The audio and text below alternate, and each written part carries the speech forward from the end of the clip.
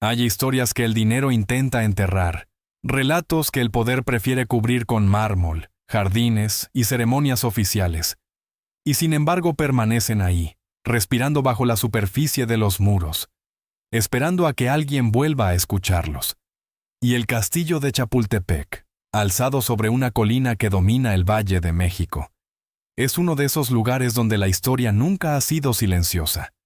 donde cada etapa del país dejó una huella tangible, a veces gloriosa, a veces incómoda, y casi siempre atravesada por conflictos que no se resolvieron del todo. Mucho antes de convertirse en símbolo nacional, antes de los museos y las banderas, este cerro ya era un punto cargado de significado, utilizado desde tiempos prehispánicos como espacio ritual y de descanso para los gobernantes mexicas. Una elevación estratégica rodeada de agua, aislada y dominante, que tras la conquista española pasó a manos del nuevo orden colonial. Y fue en el siglo XVIII, cuando el proyecto de una residencia monumental comenzó a tomar forma, impulsado por la élite virreinal, que buscaba reproducir en la Nueva España los símbolos de poder europeos. En 1785, durante el gobierno del virrey Bernardo de Gálvez, se autorizó la construcción de una casa de descanso que no solo ofreciera comodidad, sino que representara autoridad, distancia y jerarquía. Un edificio que mirara desde arriba a la ciudad y recordara quién gobernaba, y aunque el proyecto avanzó con recursos considerables, pronto quedó marcado por problemas financieros, cambios políticos y la muerte prematura del propio Gálvez, lo que dejó la obra inconclusa y rodeada de rumores administrativos, sin que exista constancia oficial de un plan claro para su uso inmediato. Durante años, la construcción quedó a medio terminar, expuesta al abandono y a la percepción pública de que aquel lujo en las alturas era un exceso difícil de justificar en un territorio atravesado por desigualdades profundas. Y ese primer abandono, documentado en archivos coloniales, sería el presagio de una constante que acompañaría al edificio a lo largo de su historia. Periodos de esplendor, seguidos por rupturas abruptas. Con el inicio del siglo XIX y el desgaste del sistema colonial, el cerro y su edificio pasaron por distintos usos y propietarios estatales, hasta que, tras la independencia de México, el nuevo gobierno buscó resignificar aquel símbolo heredado del virreinato, transformándolo en espacio militar. Y en 1844, el castillo se convirtió oficialmente en sede del Colegio Militar, una decisión que respondía tanto a su posición estratégica como a la necesidad de formar oficiales leales a una nación aún frágil, rodeada de tensiones internas y amenazas externas. En ese momento, Chapultepec ya no era solo una mansión inacabada, sino un punto neurálgico del poder emergente, un lugar donde se concentraban disciplina, jerarquía y futuro, pero también donde se acumulaban presiones políticas y militares que pronto estallarían. La guerra entre México y Estados Unidos, iniciada en 1846, colocó al castillo en el centro de un conflicto que superaba cualquier intención original de lujo o descanso, y en septiembre de 1847, durante la batalla de Chapultepec, el edificio fue escenario de uno de los episodios más conocidos y debatidos de la historia nacional, cuando fuerzas estadounidenses atacaron la colina defendida por tropas mexicanas y cadetes del Colegio Militar. Y aunque los hechos han sido narrados de múltiples formas a lo largo del tiempo, con versiones que se reforzaron especialmente durante el nacionalismo del siglo XX, lo cierto es que la derrota fue real. El castillo cayó y el impacto simbólico fue devastador para un país que aún buscaba afirmarse. Tras la guerra, Chapultepec quedó marcado como un espacio de sacrificio y pérdida. Pero lejos de quedar relegado, su valor estratégico y simbólico lo mantuvo en el centro de los proyectos de poder. Y esa combinación de prestigio, memoria y control lo convirtió en el lugar ideal para el siguiente gran intento de imponer estabilidad desde lo alto. A mediados del siglo XIX, en un México dividido por luchas internas, deudas externas y disputas ideológicas, el castillo fue elegido como residencia oficial del emperador Maximiliano de Habsburgo y su esposa Carlota, quienes llegaron en 1864 respaldados por fuerzas francesas y sectores conservadores, decididos a construir una monarquía moderna en territorio americano. Y fue entonces cuando el edificio adquirió su forma más reconocible, con ampliaciones, jardines formales y una decoración pensada para proyectar orden, elegancia y legitimidad. Maximiliano transformó Chapultepec en un palacio imperial, conectándolo con el centro de la ciudad mediante el Paseo de la Emperatriz, hoy Paseo de la Reforma. Y aunque existen registros detallados de estas obras y de la vida cotidiana en el castillo, también hay testimonios de la desconexión entre la corte imperial y la realidad del país, una distancia física y simbólica que se volvía cada vez más peligrosa. Desde sus balcones, el emperador observaba una ciudad que no terminaba de aceptarlo, mientras en el resto del territorio la resistencia republicana se reorganizaba, y aunque el castillo brillaba como símbolo de poder, debajo de esa superficie se acumulaban tensiones que no podían ocultarse indefinidamente. La caída del Segundo Imperio Mexicano en 1867, con la captura y ejecución de Maximiliano, cerró de forma violenta ese capítulo, pero no puso fin al papel central del castillo en la historia nacional, sino que confirmó algo que ya se insinuaba desde su origen, que Chapultepec estaba condenado a ser escenario de ascensos ambiciosos y finales abruptos, un lugar donde el poder se exhibe con confianza, solo para ser cuestionado poco después por fuerzas más grandes que cualquier muro. Y esa sombra de tragedia, presente desde su construcción incompleta hasta su uso imperial fallido, seguiría acompañando a la mansión más controvertida de México en los años por venir. Tras la caída del Segundo Imperio y el fusilamiento de Maximiliano en Querétaro, el castillo de Chapultepec volvió a quedar suspendido en una especie de vacío simbólico, cargado de recuerdos recientes que el nuevo régimen republicano no podía ignorar, pero tampoco asumir con comodidad. Y durante años el edificio fue utilizado de manera intermitente por el Estado, sin una función única que definiera su identidad,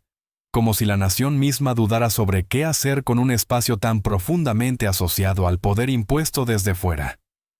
Durante la restauración de la República, el castillo fue ocupado de forma ocasional por autoridades civiles y militares,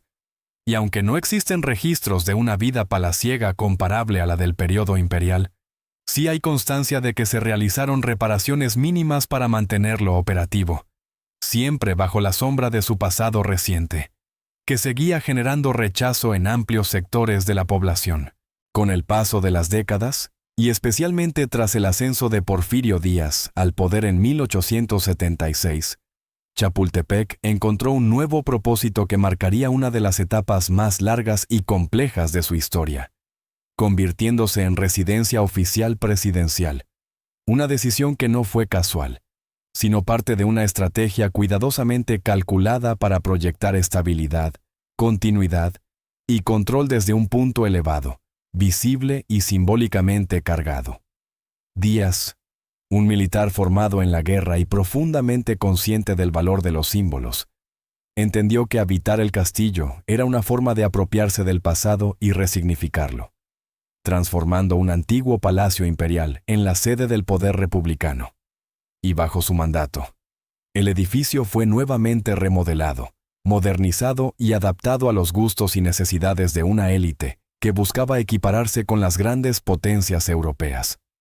Los registros de la época documentan la instalación de adelantos tecnológicos como electricidad, líneas telefónicas y mobiliario importado, así como la reorganización de los espacios interiores para recibir a diplomáticos, empresarios y militares de alto rango, convirtiendo al castillo en un centro neurálgico de decisiones políticas que afectarían a todo el país. Sin embargo, esa imagen de orden y progreso que se proyectaba desde Chapultepec contrastaba de manera cada vez más evidente con la realidad social que se vivía fuera de sus muros, donde amplios sectores de la población enfrentaban pobreza, represión y falta de oportunidades. Una tensión que se fue acumulando lentamente, casi de forma silenciosa, mientras el régimen se prolongaba. Dentro del castillo, la vida cotidiana seguía protocolos estrictos, con ceremonias, recepciones y una clara separación entre quienes tenían acceso al poder y quienes solo podían observarlo a la distancia. Y aunque no existen pruebas de conspiraciones ocultas ni de episodios clandestinos en sus salones, diversos testimonios de la época describen un ambiente de control rígido, donde las decisiones se tomaban en círculos reducidos y la disidencia era contenida antes de volverse visible. A medida que el porfiriato avanzaba, Chapultepec se consolidó como el rostro visible de un gobierno que apostaba por la estabilidad a cualquier costo. Y esa consolidación no estuvo exenta de conflictos internos, pues incluso dentro de la élite gobernante, surgieron tensiones relacionadas con la sucesión presidencial, el desgaste del liderazgo y las crecientes presiones sociales. En los primeros años del siglo XX, mientras el castillo seguía siendo escenario de banquetes oficiales y recepciones diplomáticas, en el resto del país comenzaban a gestarse movimientos de oposición que cuestionaban la legitimidad de un poder concentrado durante décadas. Y aunque desde Chapultepec se intentó proyectar una imagen de calma y control absoluto, los informes oficiales y la correspondencia política revelan una creciente preocupación por la estabilidad del régimen. La entrevista concedida por Porfirio Díaz a James Creelman en 1908, en la que expresó su disposición a retirarse y permitir elecciones libres, marcó un punto de inflexión que resonó incluso dentro de los muros del castillo, pues abrió expectativas que el sistema no estaba preparado para gestionar. Y aunque Díaz continuó en el poder, la confianza en su permanencia comenzó a resquebrajarse. Chapultepec, que había sido diseñado para aislar y proteger al gobernante, empezó a funcionar también como una burbuja que distorsionaba la percepción de la realidad. Y esa desconexión se volvió cada vez más peligrosa conforme la inconformidad social se organizaba en torno a figuras y discursos alternativos. Sin grandes explosiones visibles aún, sin batallas ni rupturas definitivas, el castillo entró en una etapa de aparente normalidad, cargada de señales de desgaste, donde cada recepción, cada desfile y cada acto protocolario ocultaba una pregunta que nadie se atrevía a formular en voz alta. ¿Cuánto tiempo más podría sostenerse aquel equilibrio construido desde lo alto? Y si, como ya había ocurrido antes, el poder concentrado en Chapultepec estaba nuevamente acercándose a un punto de quiebre inevitable. El estallido que durante años se había contenido bajo la superficie terminó por hacerse visible cuando las tensiones acumuladas durante el largo porfiriato dejaron de ser administrables desde los salones del castillo de Chapultepec. Y aunque en apariencia el poder seguía concentrado y firme, la estructura política que lo sostenía comenzaba a mostrar fisuras profundas que ya no podían resolverse con ceremonias ni discursos oficiales. Tras las elecciones de 1910 y el evidente fraude que permitió a Porfirio Díaz mantenerse en la presidencia, el descontento se transformó en acción abierta, y mientras en distintas regiones del país surgían levantamientos armados, el castillo se convirtió en un observatorio distante desde el cual se intentaba comprender y al mismo tiempo minimizar la magnitud de la crisis. Los informes que llegaban a la residencia presidencial hablaban de rebeliones encabezadas por figuras que hasta hacía poco parecían marginales. Y aunque no existe constancia de pánico dentro del castillo, sí hay registros de reuniones constantes, evaluaciones militares, y una creciente preocupación por la lealtad de las Fuerzas Armadas, un elemento clave para la supervivencia del régimen. A medida que la Revolución Mexicana avanzaba, Chapultepec empezó a perder su función como centro efectivo de control, convirtiéndose más en un símbolo de un poder que se debilitaba día a día. Y cuando en mayo de 1911 Porfirio Díaz renunció y partió al exilio, el castillo quedó nuevamente marcado por una salida abrupta, otra más en su larga historia de abandonos forzados. La llegada de Francisco I. Madero a la presidencia inauguró una etapa de transición cargada de expectativas, pero también de inestabilidad. Y aunque Madero no habitó el castillo de la misma forma que Díaz, el edificio siguió siendo parte del aparato estatal, testigo silencioso de un gobierno que enfrentaba presiones desde múltiples frentes. Durante este periodo, el país vivió una sucesión rápida de conflictos políticos y militares. Y el castillo, aunque menos central en la toma de decisiones, continuó representando el poder formal en un contexto donde ese poder era constantemente desafiado. El golpe de Estado de febrero de 1913, conocido como la Decena Trágica, sacudió la capital y culminó con el asesinato de Madero y el ascenso de Victoriano Huerta. Un episodio ampliamente documentado que evidenció la fragilidad de las instituciones. Y aunque los combates más intensos no se desarrollaron en Chapultepec, el castillo volvió a ser ocupado por un régimen que buscaba legitimarse rápidamente, repitiendo el patrón de apropiación simbólica del espacio. Bajo Huerta, el edificio recuperó momentáneamente su función como residencia del Poder Ejecutivo, pero en un contexto radicalmente distinto, marcado por el aislamiento internacional, la guerra civil y la pérdida acelerada de control territorial. Y esa etapa, breve pero intensa, reforzó la percepción de que Chapultepec ya no garantizaba estabilidad, sino que se había convertido en un escenario recurrente de gobiernos en crisis. Con la caída de Huerta en 1914 y la entrada de las fuerzas revolucionarias a la Ciudad de México, el castillo pasó nuevamente a manos de un Estado en redefinición, y durante los años siguientes fue utilizado de forma irregular, adaptándose a las necesidades cambiantes de un país que aún no encontraba una estructura política definitiva. A lo largo de la Revolución, Chapultepec dejó de ser el centro indiscutible del poder, pero nunca perdió su carga simbólica, y aunque no existen registros de batallas decisivas en su interior durante este periodo, su presencia constante en el paisaje de la capital lo mantenía como recordatorio de un pasado que muchos buscaban superar. Con la consolidación paulatina del nuevo régimen postrevolucionario, surgió la necesidad de redefinir el uso del castillo, no solo como espacio funcional, sino como elemento narrativo de la historia nacional. Y esa discusión se dio en un contexto de reconstrucción institucional, donde cada símbolo debía ser cuidadosamente reinterpretado. El edificio, que había sido residencia virreinal inacabada, colegio militar, palacio imperial y sede presidencial, concentraba en sus muros las contradicciones de un país que había cambiado de forma violenta y acelerada, y esa acumulación de significados comenzó a generar una pregunta incómoda para las nuevas élites políticas. Si Chapultepec debía seguir siendo un espacio de poder activo o transformarse en un lugar de memoria. La respuesta no sería inmediata, y mientras tanto, el castillo entró en una etapa de uso ambiguo, suspendido entre su pasado como centro de mando y un futuro aún incierto, presagiando una transformación profunda que no llegaría sin resistencias ni consecuencias.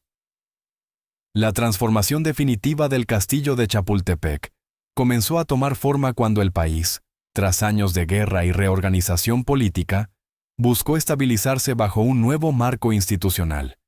Y en ese proceso el edificio dejó de ser visto únicamente como un espacio utilitario para el ejercicio inmediato del poder, para convertirse en un problema simbólico que exigía una solución clara. Durante las décadas posteriores a la Revolución Mexicana, distintos presidentes utilizaron Chapultepec como residencia oficial de manera intermitente, pero ya no con la centralidad ni la carga política que había tenido en el Porfiriato. Y aunque el castillo seguía albergando actos oficiales y recibiendo a jefes de Estado extranjeros, su papel dentro del sistema político se fue diluyendo conforme el poder real se desplazaba hacia nuevas instituciones y sedes administrativas. Los registros de la época muestran que el edificio requería constantes trabajos de mantenimiento, adaptaciones y gastos que comenzaban a resultar difíciles de justificar en un país que buscaba proyectar una imagen de austeridad revolucionaria, y esa contradicción entre el discurso oficial y la existencia de una residencia presidencial de origen aristocrático se volvió cada vez más evidente. Fue en este contexto cuando, en 1939, durante el gobierno de Lázaro Cárdenas, se tomó una decisión que marcaría un punto de quiebre histórico. El castillo dejaría de funcionar como residencia presidencial y sería transformado en el Museo Nacional de Historia. Una determinación respaldada por decretos oficiales y ampliamente documentada, que buscaba resignificar el espacio y colocarlo al servicio de una narrativa nacional más amplia. Cárdenas abandonó Chapultepec como residencia, trasladándose a una vivienda más modesta, y con ello envió un mensaje político claro sobre el tipo de poder que el nuevo Estado pretendía ejercer, rompiendo de manera simbólica con la tradición de gobernar desde las alturas. La conversión del castillo en museo implicó un proceso complejo de adaptación, restauración y selección de contenidos históricos, en el que se decidió preservar y exhibir distintas etapas del pasado del edificio, desde el periodo virreinal hasta el siglo XIX, integrando su historia arquitectónica con los grandes relatos de la nación. Durante estos trabajos se documentaron los cambios estructurales realizados a lo largo de décadas, las huellas de sus distintos ocupantes y las transformaciones que habían alterado su diseño original, dejando en evidencia que el castillo no era un monumento estático, sino un organismo que había sido moldeado por el poder en cada una de sus fases. La inauguración del museo consolidó una nueva función para Chapultepec, pero también cerró de manera definitiva su ciclo como centro activo del poder político, convirtiendo en objeto de contemplación lo que antes había sido escenario de decisiones cruciales. A partir de ese momento, el castillo comenzó a ser visitado por miles de personas que recorrían sus salones, ya no para rendir pleitesía a un gobernante, sino para observar vitrinas, murales y objetos que narraban una historia oficial cuidadosamente construida. Sin embargo, esta transformación no eliminó del todo la carga de su pasado, y aunque el discurso museográfico buscaba integrar las distintas etapas del edificio dentro de una narrativa coherente, muchos visitantes percibían la tensión entre el esplendor de los espacios y los conflictos que allí se habían concentrado. Chapultepec pasó a ser un lugar donde la historia se ordenaba y se mostraba, pero también donde las ausencias y los silencios resultaban evidentes, pues no todas las decisiones, ni todas las consecuencias del poder ejercido entre sus muros, podían ser encapsuladas en una sala de exhibición. La conversión en museo representó una forma de clausura institucional, pero también un reconocimiento implícito de que el castillo había sido demasiado significativo y demasiado problemático para seguir cumpliendo una función política directa, y con ello se abrió la última etapa de su historia, en la que el edificio dejó de producir poder para dedicarse a recordarlo. Con el paso de los años,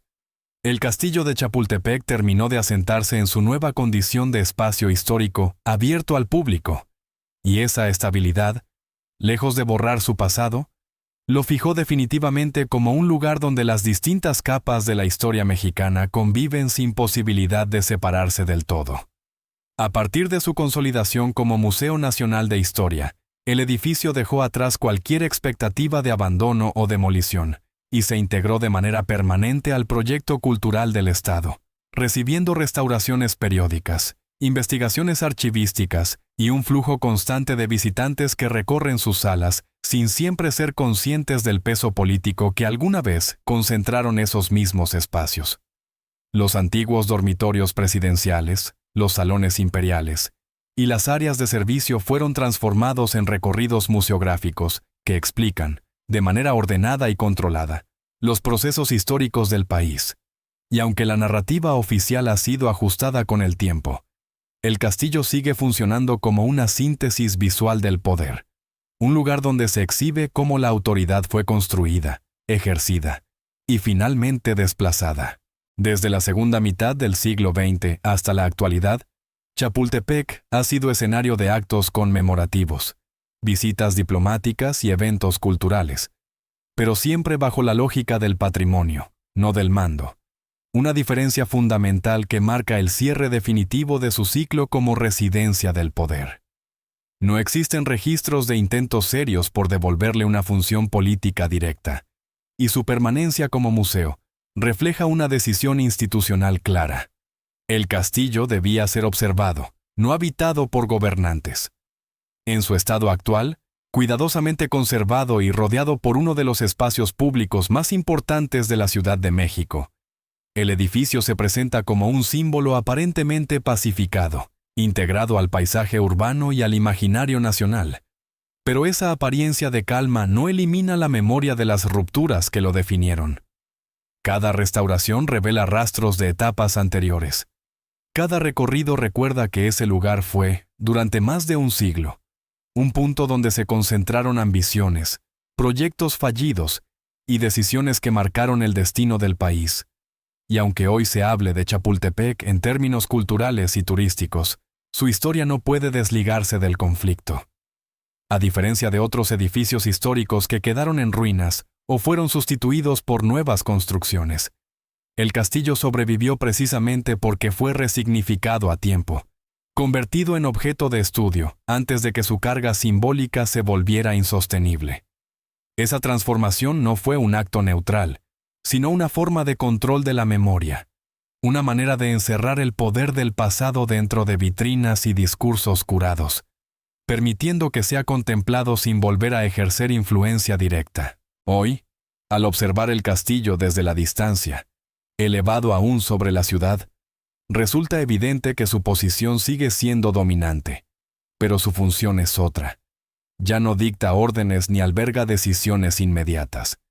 sino que guarda las huellas de quienes lo hicieron, de quienes creyeron que desde ahí podían controlar el rumbo de México. El castillo de Chapultepec no fue simplemente una mansión ni un palacio. Fue un escenario recurrente de ascensos y caídas reales. Y su historia, lejos de ser oscura por secretos ocultos, lo es por la claridad con la que muestra cómo el poder, cuando se concentra demasiado y se separa de la realidad que lo rodea, termina inevitablemente por abandonar los mismos muros que creyó eternos.